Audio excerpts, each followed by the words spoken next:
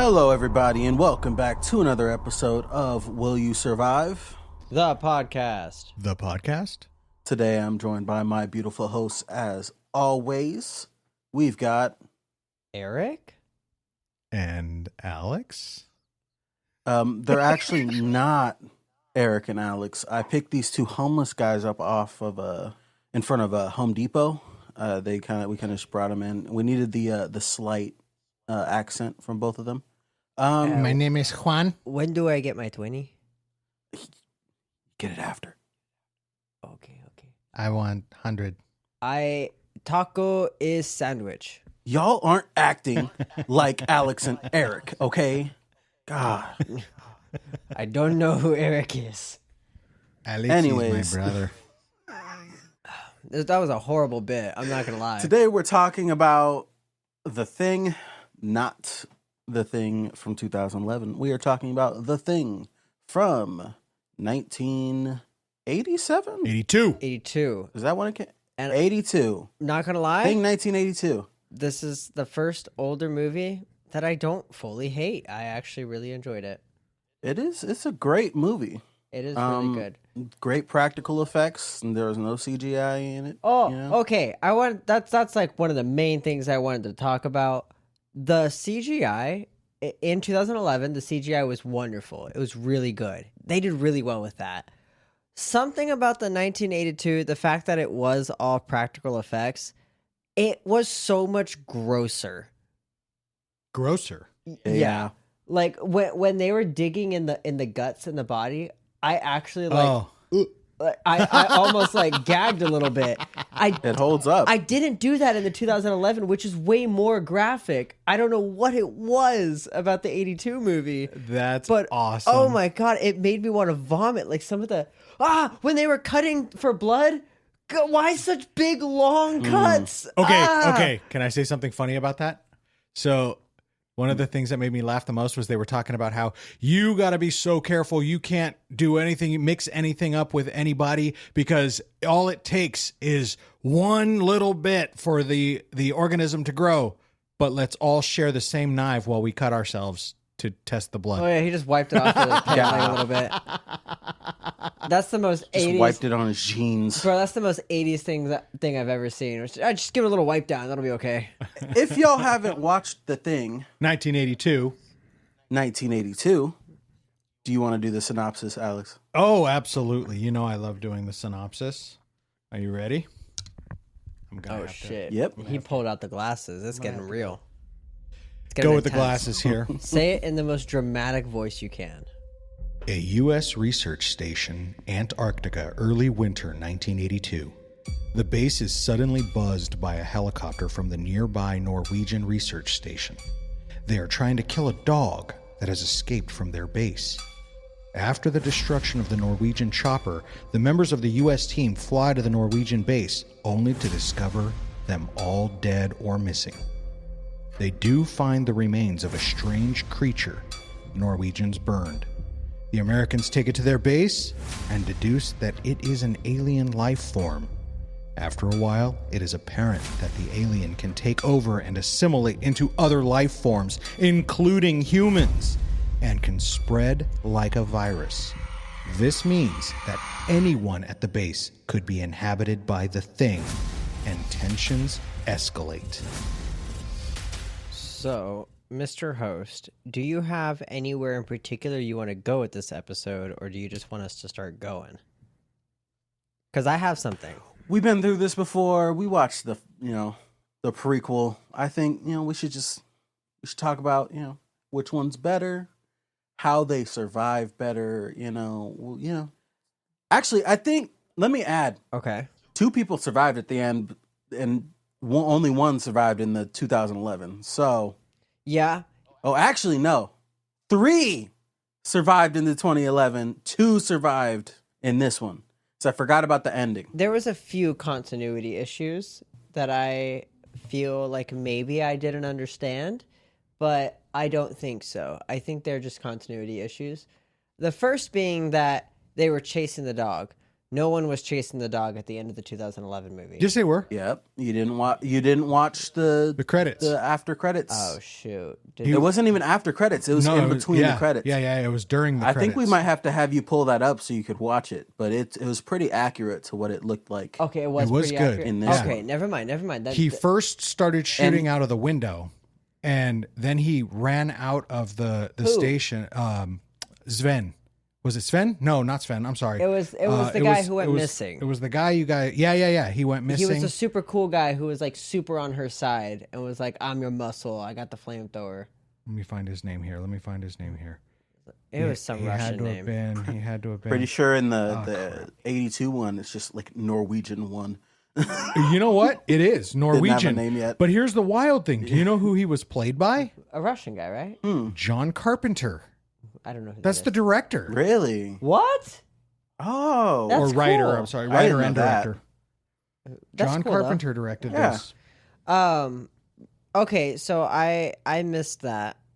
That's good. Who? And he's just as shit at shooting in the 2011 That's right. as he is in this one. That He was is no missing every dog. single shot. That's what he yelled out. That is no dog. And they got in the helicopter and he starts shooting at the dog.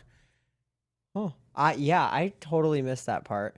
Okay, the other continuity issue that I had was who died from being frozen in the Norwegian facility. Because Kurt Russell and his team got there. That was. Let me look it up. That happened in the 2011 one. It did? The guy died in the chair? Uh-huh. So while he's looking that up, we have a funny comment. Your number one fan official says it's because he trained in the Stormtrooper Academy. True. That is a fantastic line because the Stormtroopers, I think, are better at missing than hitting anything. Well, okay, I will say I would agree, except the only target he did hit was the human. Oh, that's true. He missed the dog every shot and then immediately nailed the guy in the leg. That's true. And and in such a hard spot to hit, the freaking leg. He fucking nailed him right there. I don't know why. I get it, but also like knowing what we know from the 2011 movie. Colin Okay. froze. Knowing what Colin was the English radio operator at the station. Okay. And he died by the wrists and the neck. Oh. Gotcha. And that's why in this one you can see the blood froze, which is kind of dope looking. Okay, well then I have no problems then. If all the continuity, those were my only continuity issues. If all those are in the 2011 movie, this was incredibly done. You know who else John Carpenter played? He played more? In the 1982 one, he was the body of Colin. That's so funny. That's funny. So I don't know where I saw this first, but I'm looking at this while we're recording. Goofs at around 1 hour and 20 minutes. Although Fuchs, I think Fuchs. Fucks. You know he fucks. Okay, we'll say Fuchs. Although Fuchs has told them the alien organism is highly infective, they don't care about sharing the same knife to get their blood samples. Ha! I called that one out. Yeah. Mm-hmm. That was I didn't even think about that because I was too busy going from all the long deep cuts that they were doing. I had a hard time figuring out what Wyatt Earp was doing in this movie. Who? You didn't know. Neither of you know this, huh? No, you start using these are from the 80s, bro. Kurt Russell is Wyatt Earp in Tombstone. That's like one of the greatest movies. No, I've never really seen Tombstone. Oh my God! How I didn't even know. boomer. I didn't even know Kurt Russell was in that. Whoa, that ain't no boomer thing, dude. That's just a popular freaking movie. No, not amongst our generation. Cap. It is not. Nonsense. Stop the cap. No. That is still a popular movie. I've never seen Kurt Russell young. So I gotta poll the audience here because I'm pretty sure Tombstone is popular even amongst what are you guys, Gen Z? technically. Oh, you like to call yourself a Xennial? Zillennial. Yeah. Oh, you both a call Zillennial. yourself a Xennial? Xennial? Yeah. a millennial. 'cause There's an hear me actual out. study about it. My little sister is Gen Z, and I don't understand what the hell she's talking about most of the time. We didn't eat Tide Pods. We are That's our. just That's below. That's yeah, the differentiation. we made the joke. We made the joke about eating Tide Pods. Their dumbasses actually went and ate them. Look, see, like, We were calling them forbidden ravioli, and they were like, "Oh, bet I'm gonna actually eat it." Like, who are you? Be quiet. exactly. Go I eat agree some with him. freaking Lunchables, you fucking child. That's still your generation. By technicality, yes. That's still but, your generation. However, there have been studies where people have thought about this and said that it is not completely wrong to consider millennials a different generation, mostly because of the boom of the internet. That's a huge marker of a new era. And so I grew up without the internet until 2011. I got the internet. We are like the last few years before the internet really just took over everything. So we're the only ones who could really remember those big box TVs being brought into classrooms. Gen Z doesn't remember that because they never had that. I have one. You have a big box TV? I have one in my shed right now, but I had a box TV when I had a PS4, which is like, I had one up until 2016, 2017. So then you're old enough to remember that big giant TV in your grandparents' living room? I played a lot of Rock Band on that. Yeah. Okay. Mine was like one of the projector TVs. Like That's the what it really was. Big box. Yeah. Mm-hmm. That's what it was. 3 lights, 3 bulbs, right? They had 3 colors Like- on them. Mm-hmm. I know what a freaking VHS tape is. I know what a I know how to DVD rewind. is. I know how to I know what a rewind floppy VHS disk tapes. is. I remember playing on a PS1 and using like an 8 megabyte floppy disk and thinking like that shit was crazy. My first game console was a Nintendo 64. Let's preface this whole conversation with Gen Z and us. We are different. They're not like us. They not like us. Damn. Your number one fan official just Once upon a time, all of us was blasted in me. chains. He just blasted me. Just remember if you were born before 1998, you're older than Google. You're older than Google. I'm definitely older than Google. I mean, I'm And way older than the internet. So. Sliced But bread. I'm and 3 years away from. Yeah, you were born 3 years after the motor vehicle was. Yeah, made. if you were born in the 20s, you are older than sliced bread. Wow. When somebody said that about Betty White, and they're like, "Yeah, she's older than sliced bread," I was like, "There's literally no way." And then I you looked it Googled up? it, and I was like, "That is She's older absurd. than sliced bread. That is crazy." You know who else was older than sliced bread? The Queen. Oh yeah. But that girl, she lasted forever. Yep. Her son is so old. Bro. He's been wanting the freaking seat for so long. Did you guys see that portrait that artist did of him? No. Yeah, all red. Oh, pure evil. Oh. That whole Did his wife too. that portrait is like, oh man, and that apparently that painter has done like the last he's done like a few of their portraits, right? I think so. Damn, you look at it and you're like, oh man, warmonger. Yeah, it's like completely red all over, and then just his face is like the right color. It's wild. It's a really good painting, but it's wild. I can't believe the king even let that be shown, to be honest. I'm still doubting your guys' accuracy on Gen Z not knowing the movie Tombstone. Okay, so Everybody here's the thing. knows Doc Holliday. We know how to use a rotary phone. I'm fairly certain a Gen Z wouldn't even know what a rotary phone is. You sure you know how to use a rotary phone? Yes. Yeah, you put your finger where you want it, you spin it, spin and then it, there's a little let it metal go. bit that and then you just keep doing it until you get to the place you want. But back in the day, you didn't even need that. You just had to dial 1 for your number. When there was like 2 phone numbers, it was you and who was it, Edison? Messaging back and forth. You know what the more important invention than the first telephone was? Electricity? The second telephone. Oh, yeah. That's a good one. Damn, that's a stupid one. That shouldn't have got me. That was really funny.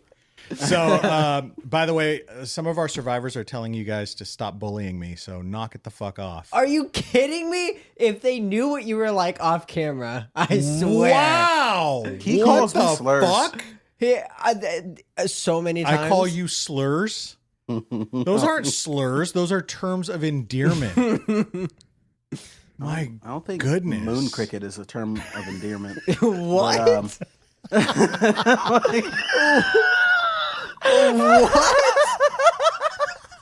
What even is that?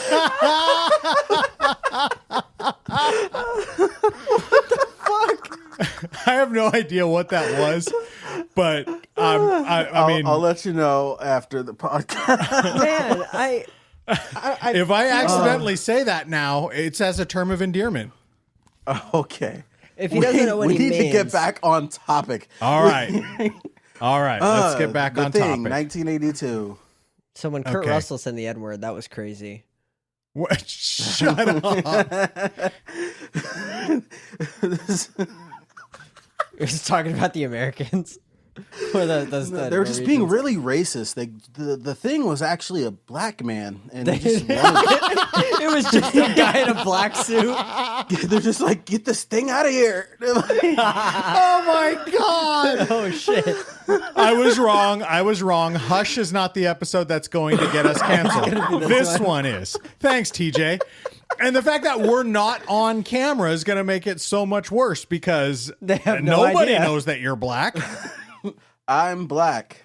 My last name is a black name. I'm not gonna tell you what it is. I'm gonna clip Anyways, that. I don't blame you for I'm that. gonna clip that and put that in the beginning of the episode. Okay, I'm gonna just. Hi, TJ here. Just a warning. I am black. My father is black. My mom may be white, but I identify as black. Just a warning. Like you're gonna rob them this episode or something. Not a heads up, a warning Oh my God. that you're black. You guys are. What the fuck? You guys are unhinged. Warning. TJ is black. Please don't look at him weird. So I'm wondering what you're saying is you would never survive in Antarctica. I probably wouldn't, I wouldn't. but then again, I do got a lot of blubber on me, so Fluffy meat. I would freeze in an I'd- hour with full snow equipment. I'd mess around and eat a penguin. I could do it. That'd be so gamey, wouldn't it? Yes. Has anyone tried penguin before? Someone has to have. I'm sure somebody has. Like Brazil has to have tried penguin or something. Yeah. Penguin? Yeah. I don't know. They eat monkey brain. There's no way they haven't tried penguin. Today's special guest is actually a orca. He's going to tell us exactly what a penguin tastes like. Orca? Tastes like chicken.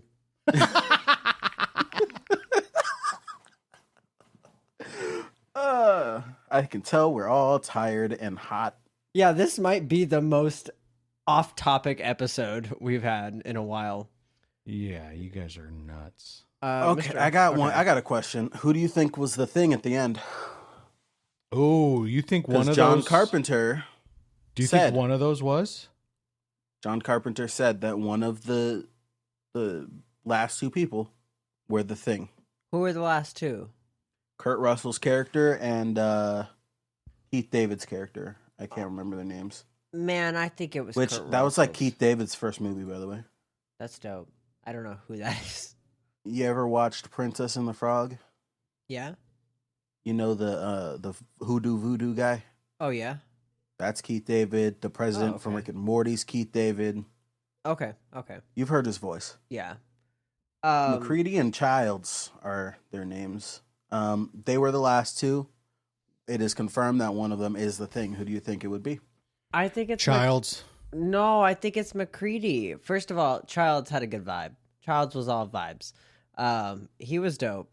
McCready, though, they found the fucking clothes. Those two guys found the clothes in the snow, all ripped up. McCready even did a voice note or a tape where he recorded that he believes the thing rips through clothing when it turns. We saw that exact thing in the snow. And then McCready shows up and is like, "Oh, you don't think they would have taken my clothes and put it out in the snow?" He had a No, different jacket on though. I don't think they would have At done the that. end. Yeah, I think it was McCready. I think he was turned a long time ago, but I think maybe the thing was smart and was like playing the long game. Keith Childs disappeared for a minute though, Childs did disappear and for he a was minute. wearing a different coat at the end. Can't really tell because of the lighting, but he was. Maybe. But he also has an earring in. but that wasn't established till the 2011 movie. But I don't know. They did such a good job that I still think it's McCready, to be honest. This movie's been out for so long, nobody's been able to like figure it out. I think it's McCready. I think that's hands down. Like, I don't really think there's a question about it. I think it was Childs because he disappeared there at the end. Where'd you go? So did McCready, though. Also, why did McCready laugh when he gave him the booze? When he gave Childs the booze and he took a swig, what if he put something in it? To see if, I don't...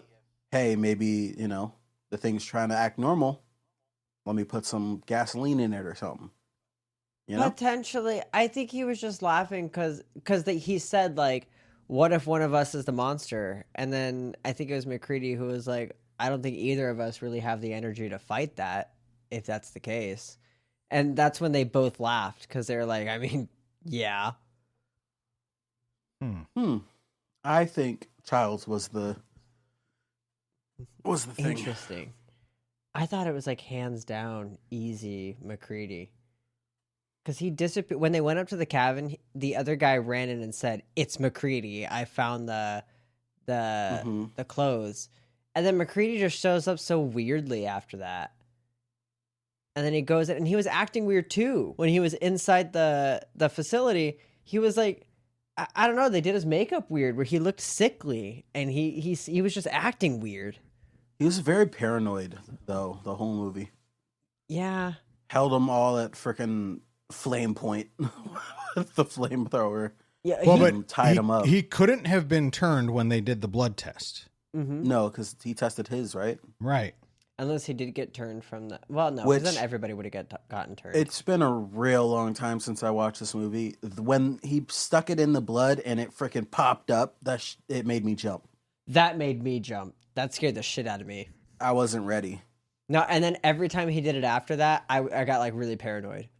Now, apparently in that scene, you can tell who the thing is before they test it by looking at the glint in everybody's eye. Everybody has a glint except for the thing. So I do. Oh, that's cool. I do have a little bit of a, we'll say, I have a conundrum with the flamethrower.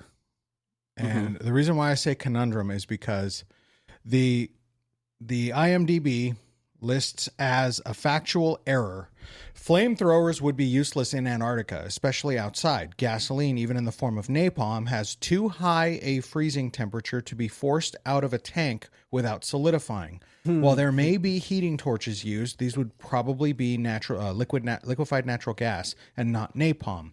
They also wouldn't shoot flames out as far as a flamethrower. Now, the problem I have with this is I was speaking with a mechanical engineer, and he had said he calls BS on this quote unquote factual error. And he said the crystallization point of napalm, which is essentially what is in a flamethrower, is, although it is extremely high, it's not you're never going to reach that point if a human being can survive. What is it, like -100 or something? I think it's like -140. Oh, yeah, no. You wouldn't be alive.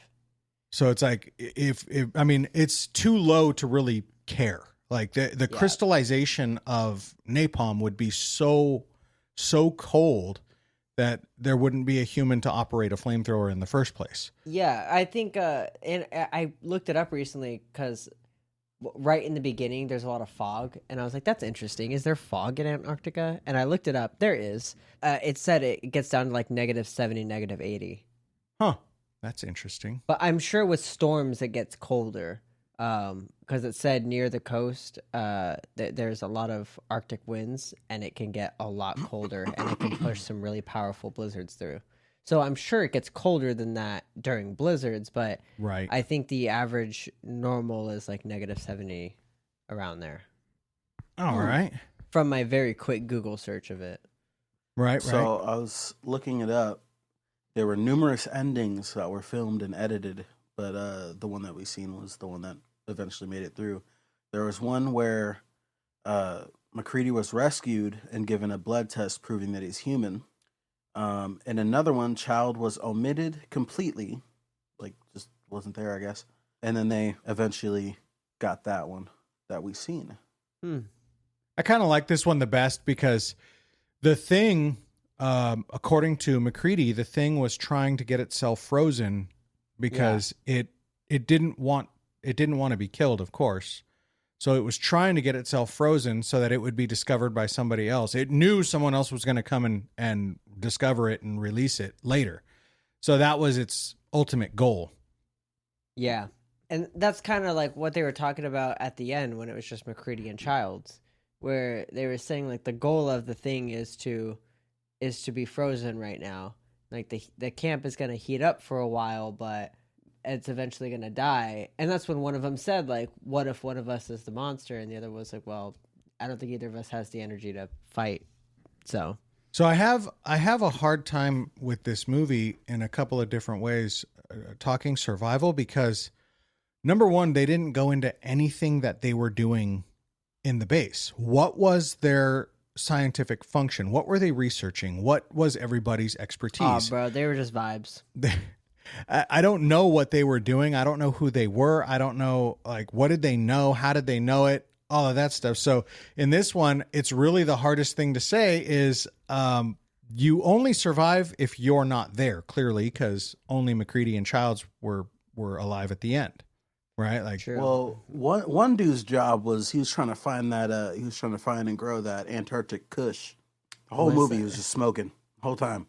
I forget what his name was. And he actually just disappeared. Which is kind of crazy. Like, so they never showed his death on screen. Did you notice that? I don't even remember. He just disappeared. You're talking about the cook, right? He was like, well, there was the cook. He was the one who smoking yelled. With the other guy, the guy. I know who you're talking about. Yes. The guy who kept smoking out the cook. So the cook, he actually, when they're down in like that underground area setting up the dynamite, he just like walks off camera, and they actually filmed a scene for that, but they didn't end up adding it in. Right. But the scene was like when the thing eventually shows itself, like to main character guy McCready, a part of it would be him. Like you'd see his face, and he'd be screaming like "Help me!" Like his whole torso would be sticking out. Like he'd be like "Help me, help!" But yeah, he did kind of just disappear. That's interesting. Near the end. But yeah, the one guy, he had like the biker jacket. That guy, he just high. Imagine how bad of a high that would be. Yeah, so that'd be, well, I think you would sober up real quick from something like that. True. I think, yeah, the adrenaline alone. Yeah, it would sober you up in an instant. But I think the craziest part is that you can't just go to Antarctica. If you go to Antarctica, you're going there with a job, with a reason to go there, usually from the government, because I don't think anybody else just goes to Antarctica just for the hell of it, except maybe like National Geographic and stuff like that. Well, they have a reason to be there. So yeah, but that's what I'm saying. Like, it's weird to me that this guy could just go there and just get high. So Sam probably had a job of some sort, but Sam just helped me out and says they were researching the dynamics of magnetics and magnetism in sub-zero conditions, which is, I mean, that's a pretty mechanical. That's a pretty mechanical experimentation there. Sounds believable to me. Ooh, magnet get cold. Magnet do something different. Put it in the freezer. Like, what do you... Magnet not work like magnet now.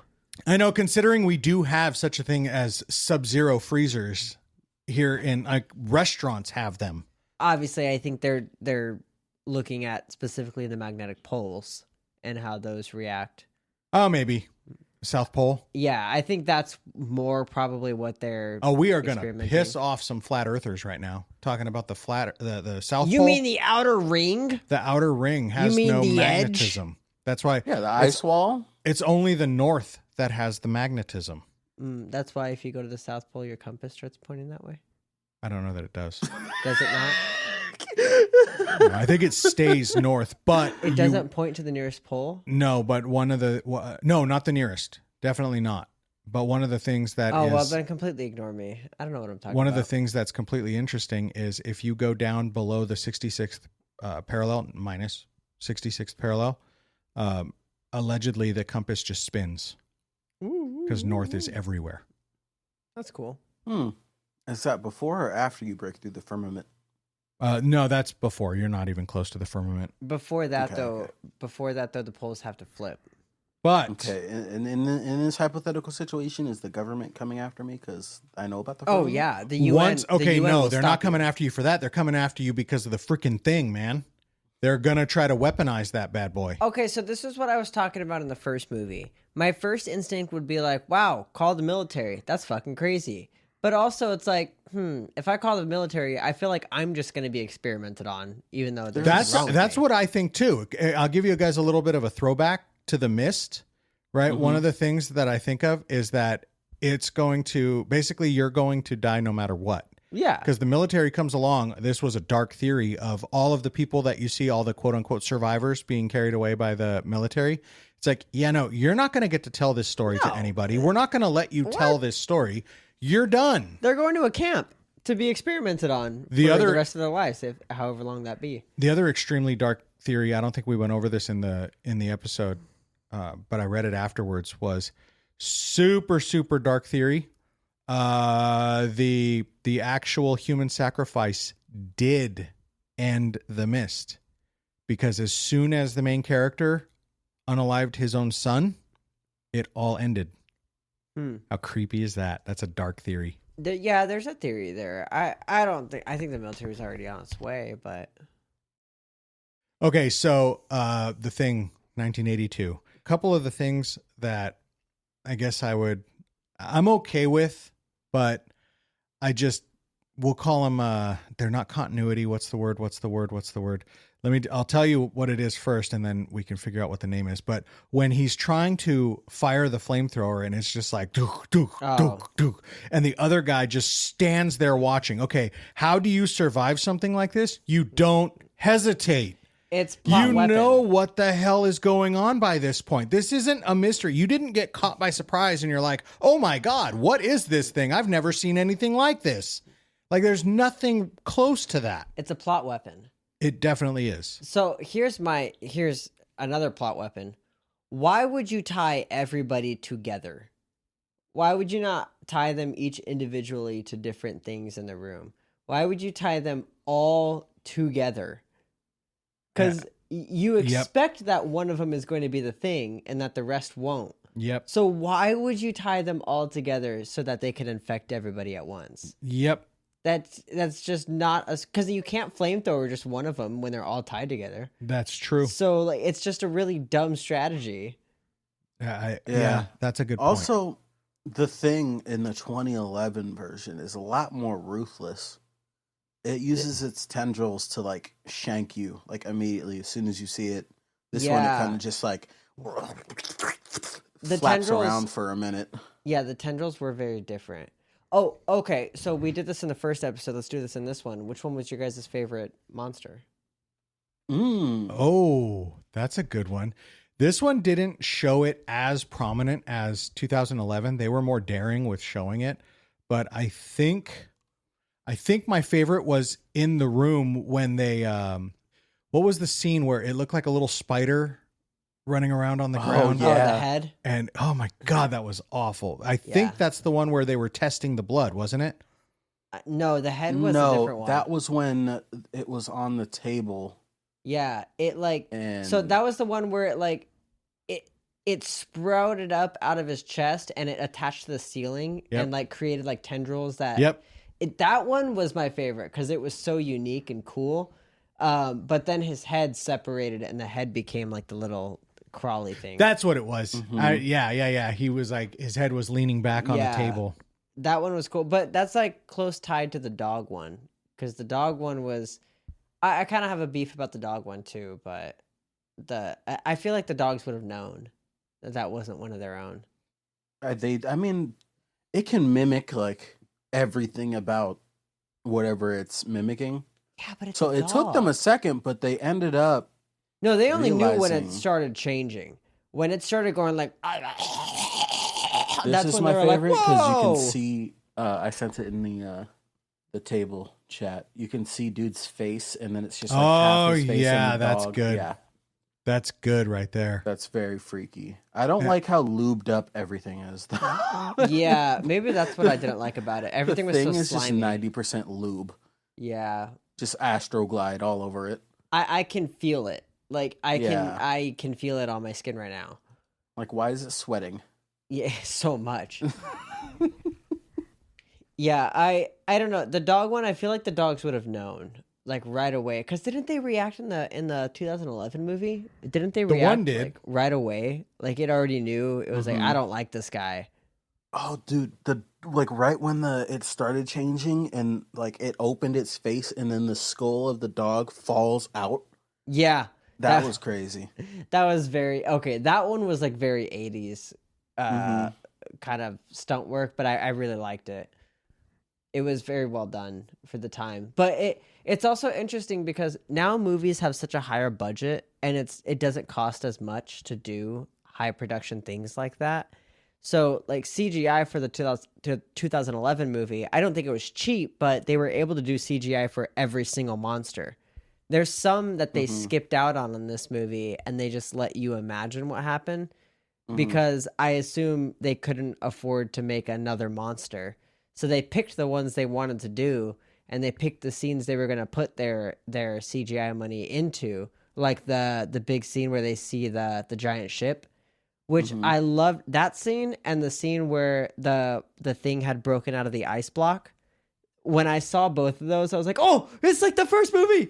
It's like the 2011 movie." Yeah.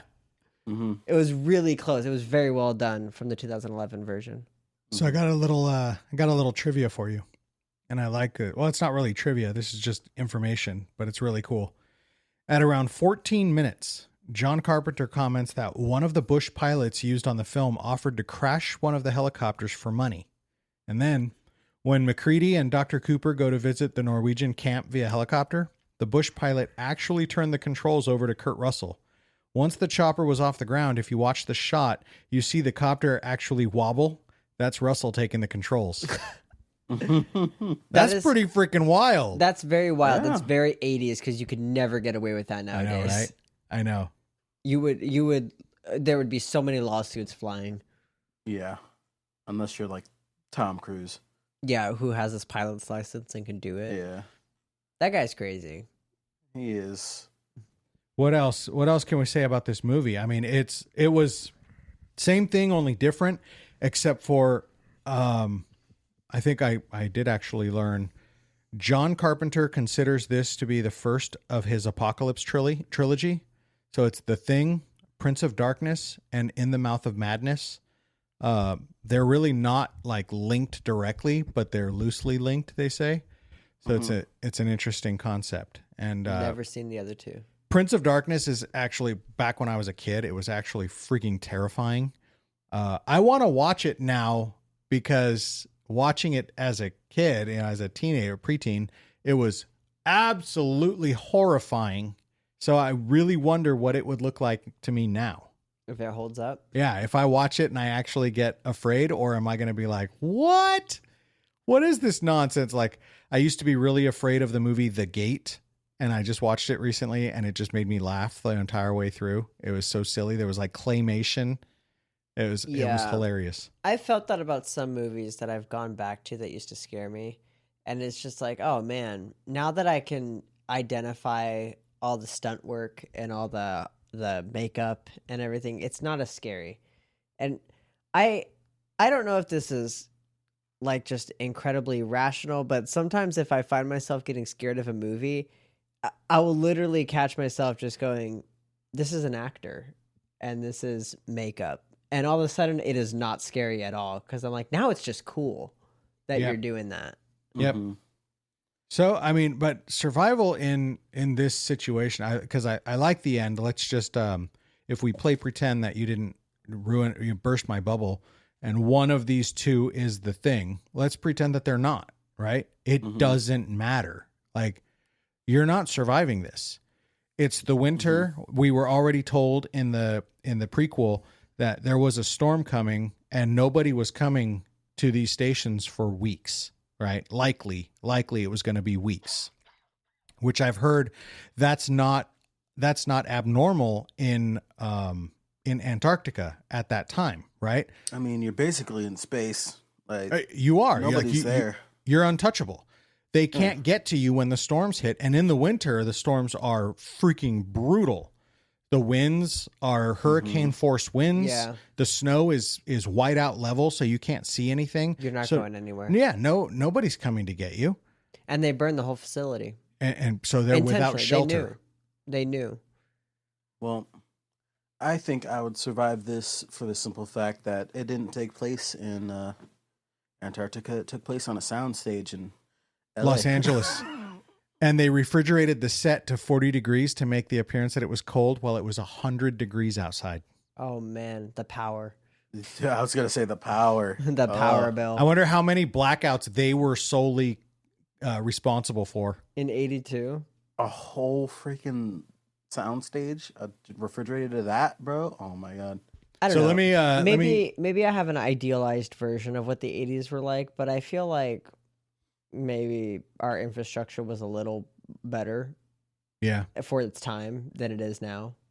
Well, while we're on a little horror kick out of apocalypse scenarios, Sam DeWeirdo says Children of the Corn still freaks her out. Even the song at the beginning.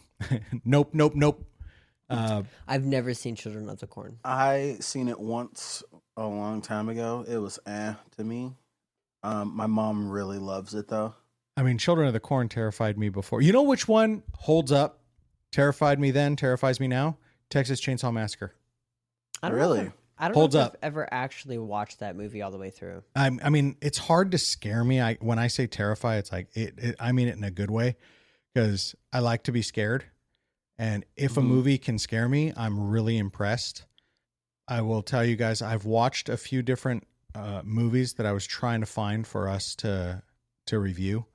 So I saw you watching that one Netflix one. What is it, Cargo? Cargo. Was it good?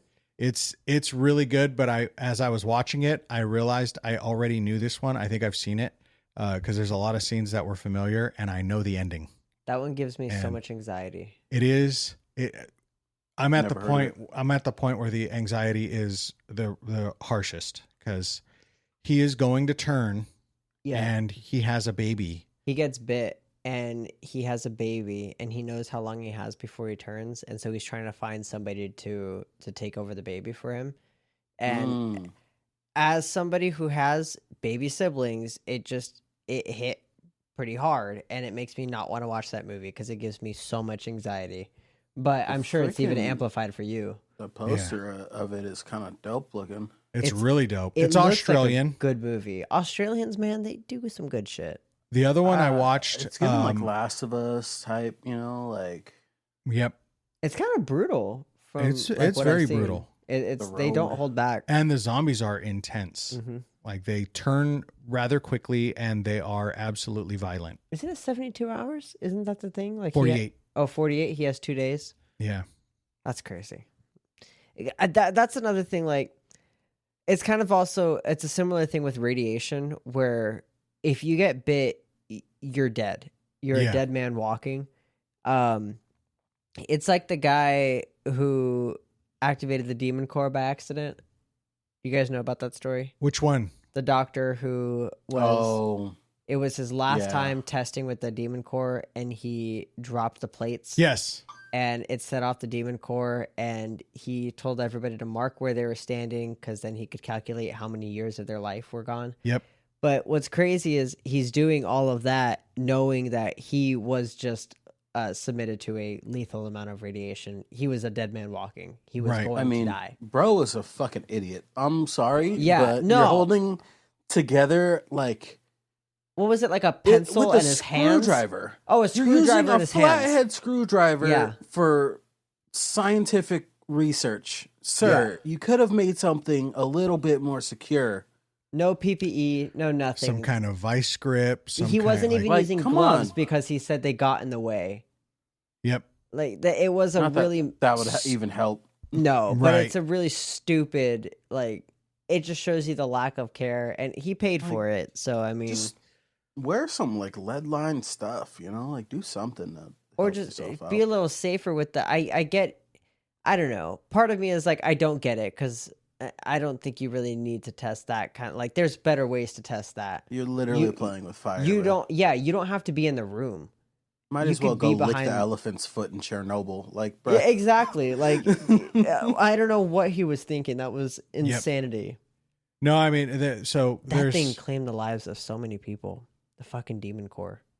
there's what are the other ones I've watched just recently? I went into a little bit of a werewolf kick. If you guys are into werewolves at all, I've watched Bad Moon, Twilight. Oh God, we're enemies. That's Alex's favorite movie. Don't talk shit on Twilight. I hate Hey, Twilight. I live Hate it. like a couple hours away from Forks. See that's what you get. Drooled your beer all over yourself for telling lies about me. That is like Plus 1 point to Eric for making fun of Alex the whole time Woo! with me.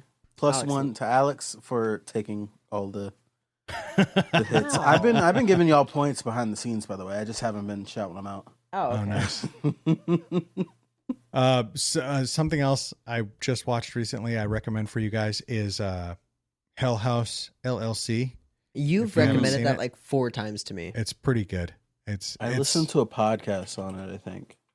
It's pretty good. I was pleasantly surprised by that. I don't know, maybe because all of the hype was, it was, I don't know how to say it. It was like super hyped up at first, and I let it die down, and I started seeing like, I think the true horror fans who were like, no, it's okay. It's okay. And when I hear that, like, no, it's okay. It's a good movie. And I watched it, and it had anxiety. Like I was anxious the whole way through. I wouldn't say that it's an overly terrifying movie, but it had scary moments. It made me anxious. It made me uneasy. Some of the other werewolf movies I watched recently were Ginger Snaps, which was kind of a cutesy. Ever heard of that? It was a little dark, but it was a cutesy werewolf movie. It was not a good transformation scene. I still think that the best transformation scene comes from Twilight. An American Werewolf in London from the Twilight. 80s. It's I mean, when Jacob goes running and exactly. he's going to protect Bella. And then Exactly. he just When he jumps jumps over her, and ooh, transforms, dude. Oh, that shit was sick. so let me ask you makes guys. me all hot and bothered. I'm wondering how long Starting to feel some sort of way. Oof. how long have you liked dudes? Oh, ever since Edward stopped that car. Ever Jeez. since I seen your forearms. They just do something for me. I don't know what to say. Okay, well, I feel I'm like- way too egotistical to back that one off. I feel like we have to watch Twilight just to criticize it No. because the fact that there's a scene where Edward stops a car. They're supposed to be high school students, and this car comes swerving towards Bella, and Edward just slams it with his hand and creates a giant dent and stops the car, and then he's like, "Oh no, I'm normal," as if he didn't just do that. The ultimate gaslighter, bro. He Like, is. He straight up was just like, "Nah, you're crazy. Anybody could do that." and then that sends her into a spiral. And then she freaking finds out, and she like goes with them into the woods, which is like not smart And for then a he's- person you don't know. And then he's not even a cool vampire. He sparkles. I don't. And anything where they try to make a vampire have the capability of feeling something like love, you've lost me. Well, the fact that he could go in the sun, you lost me. I mean, yeah, that too. Blade, I think, was pretty. Okay, so you guys know Blade, right? Mm-hmm. So Yeah. Blade was a daywalker because his mom was infected right before she went into labor with him. So it wasn't fast enough for him to become a full-blown vampire. Like, he had all of the strengths, none of the weaknesses. That was the thing. Do you think that sets any kind of precedent for us in the zombie world, where if a pregnant woman is bit like right before she goes into labor, not like Dawn of the Dead, where that woman was infected Like The for Last a of Us long with time, Like The Last of like Us. The In the Last show? of Yeah. Us. Yes. I In was the going to show. say that. Do you think that would work? Like, is that a precedent? Are they setting a precedent with that? I could totally see something in Ellie's case where her mom was bit moments before giving birth. I could see the virus potentially hitting the baby, but It was a fungus. the fungus hitting the baby, but kind of integrating with her because she's still growing. But I don't know. There's like a lot of science that I'm sure disagrees with that, but I don't know. I do think that's very Well, the interesting. science that agrees with it is mothers pass antibodies to their babies. Yeah, but you don't create antibodies for that. The fungus takes over your shit. You do create antibodies. Even if your antibodies are not effective, your body still, if it can find the code and it says, wait, I know what you are. The problem in like selenium from Max Brooks is that your body finds the code, right? Gets the antibodies, and then it changes. Mm-hmm. It mutates too So fast. it's changing way too fast. So, but the antibody, your body is creating antibodies, but it's not creating the right one in the right time. And you will turn eventually because it's going to keep changing. Your body's going to keep fighting and you're getting weaker. Your immune system's starting to break down and then it stops. So maybe Ellie's case, being that it was a fungus, maybe that's why it was able to kind of work with her and make her immune. It kind of just froze in her brain. Yeah, like You get it to just see the brain 'cause scans, and it's kind of just sitting there. It would though, because in the way I like the way they did it in The Last of Us, and the reason why I liked it so much is because a fungal transmission like that, a fungal growth in a human in a mammal is super slow. So it would not go fast for any of these creatures, right? I think later on they make them turn really quickly, but it's not the way it would happen. They don't take like a week, but I think they take like maybe half a day. Yeah, that's Yeah, way because fast. Fungus is super slow. Bit, and then it took her a minute Yeah. to change. You know, Well, she didn't even change before she blew herself up, right? in the show. Oh wait, no. Tess was the one he shot in the garage, right? Tess was the one that Died via grenade. yeah, Oh, okay. No, yeah. in the so- show. Yeah, she She killed. was still good for a minute, and then she wasn't even changing by the time that she blew all of them up. Yeah, in the So game, it's pretty like slow, but like in not, the like, game, she tried to horribly shoot slow. them, right? It wasn't even in the game. It was the people. military, Yeah, and then in the show it was the zombies yeah. or infected. Well, so we've just completely diverted away from the thing. Sorry about that. I wanted to give you guys some. we were talking about stuff that we'd like to, do in future Well, episodes. I would also that- like to point out that I did see A Quiet Place Day One. What did you think? Great movie. Really? I liked it. I've Okay, heard so some what do mixed you think? opinions. I heard one reviewer tell me that it was too much talking. Did you find that, or I mean, the talking made sense. plenty of action though? They were taught yeah, plenty of action. There's this one part in the movie. Spoiler warning, everybody. There's this one part in the movie where she drops a book, and then thousands of them just right, jumping out of buildings, freaking running down the street, and like so many of them running down the street at once. It like shakes all the buildings and everything. It's pretty crazy. And you get to see it's day one. You get to see where they came from. They came from space. They're Okay. aliens. Okay. So All right. I think it was a good movie. I think it.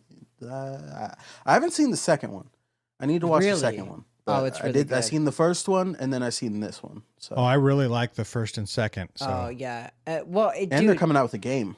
it's fucking. Oh, are they? Oh, I'm Mhm. so Quiet excited, Place dude. game. John Krasinski, fucking nailed it, bro. I love that guy. Everything he does is really good. Yeah, he's. what didn't did know he he had do? it in him. You know. John Krasinski made it. is Jim from The Office. He was the dad in the first movie. He's also the director of the first and second movie.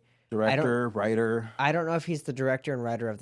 So that's Day why One. he looks familiar. Oh yeah, he's in a from The lot of Office. shit now. He's Dude, he's awesome. I fucking love John Krasinski. Wow. Cool dude. Yeah, He's he's the married to director of the Emily second Blunt. one too. He has that joke where he said he went to TSA and they were like, "Oh, what do you do?" And he was like, "Oh, I'm an actor." And they're like, "Oh yeah, would I know you from anything?" And he goes, "Oh, I don't know, maybe." He was like, "Oh, okay." He was like, "What?" He's like, "Where are you going?" He's like, "Oh, I'm gonna go see my wife." And they're like, "Would I know her, or what does she do?" He's like, "Well, she's an actress as well." And he goes, "Would I know her?" Emily And he Blunt. goes, "Emily Blunt." He goes, "You?"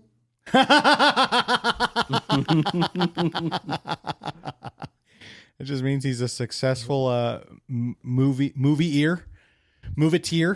That guy's dope. He made the A Quiet Place series, and that shit is awesome. That is such a good apocalyptic world. For day one, it's a different director. I can understand Michael Sinorski. I can understand the more talking because like you know that they're attracted to sound, but like it's not like you're 100 days in, so it's still very new to you. It made sense with like when they were talking. They were talking when like rain, like it was raining really hard, you know, so they could like whisper, you know. Yeah, like that the was, waterfall. You know, from the first movie, you could be next to a waterfall and talk. Yeah. Eric, we didn't clap. We didn't clap. Uh-oh. Let's clap now. We'll have to line it up at the end. 3, 2, 1. Beautiful. Oh my That'll be all right, God. maybe. I think the heat is making us delirious because I am so hot, and I Maybe know y'all so. are. Stay alive? Wait, no, sorry, too early. Cut it right there. I kind of want to. Okay. I gave my opinion. I'm not surviving this. Bro, I'm 100 pounds. I'm not surviving Antarctica. You're not surviving as soon as you get off the Yeah, helicopter. I'm not even going there. There's no way. I think that I am just crazy enough I could survive the thing, I feel like. But I will not survive once the station gets destroyed and whatever. Because, like, Yeah, what am I agree. going to do? Unless I have knowledge and, like, the ability to get to another outpost in Antarctica, you know, then what am I going to do? So I think I can survive the thing because I will be ruthless. I'll tie all you motherfuckers up in Individually. one by preferred. one. Yeah, we know you would. You Yeah. just tie us up and burn us first. No, he'd shoot one of us in the leg to set an example. No, he wouldn't. Yeah, he would. That's what he would do in the mist. Hear me out. He's I like, would don't shoot listen to me. everybody. Bah! I would shoot everybody in the big toe, and whoever turns into the thing, then I'd burn them. That's one way Easy. to do it. You are horrific. You really are. Anyways, guys, this has been great, lovely podcast. You guys should go check out The Thing, 1982, and then watch its prequel, The Thing, 2011. And if you really want to, if you're a real weirdo, you can watch like the 1930s version, The Thing from Another Planet, or whatever it's Pretty called. sure it's like 56 or 58, something like that. It's It back was a while. when Alex was a teenager. Yeah, Holy way shit. back when.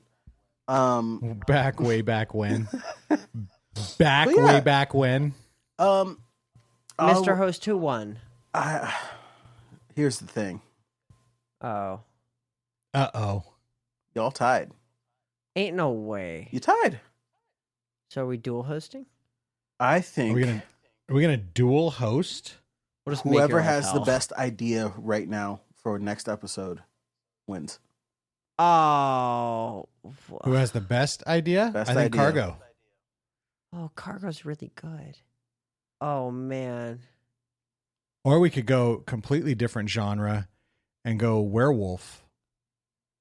But Well- again, if he's gonna do that, I'm gonna say Cargo because I feel like I'd win you think you would win?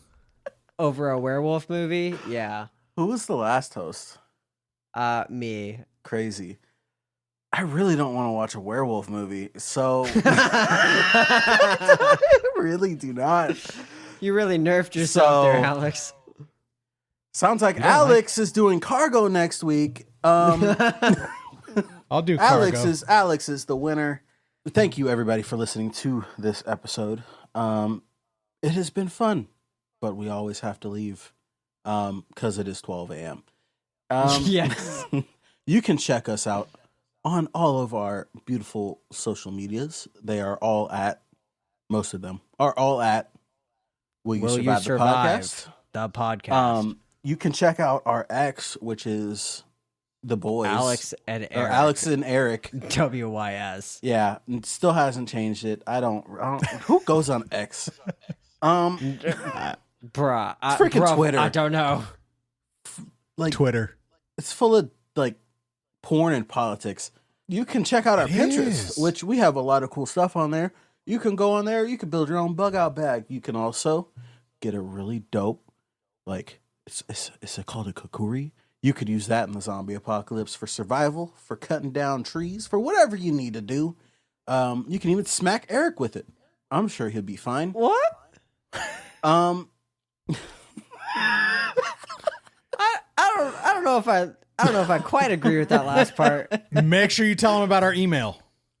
Oh, and you can check out our email if you want to send us something. You can send us a suggestion of what you want us to watch. You can send us just a hey, how are you? I'd like to go back Alex to that really whole. needs it. He's very depressed and sad all the time. After we get done recording, he's just like, I hate my life. Enough about his feelings. I'd like to go back to the whole smacking me with a kukuri thing. It's the boys at willyousurvivethepodcast.com. Hit us with an email. Don't hit me with a kukuri. Hit Eric with a kukuri. No. British people aren't real. Don't go to Antarctica. If you do, maybe try a penguin and message us, please. I need to know what it tastes like. Pretty much just the summary points of Will You Survive? British people Eric's aren't mustache real. is stupid. And until next time. What? Stay alive.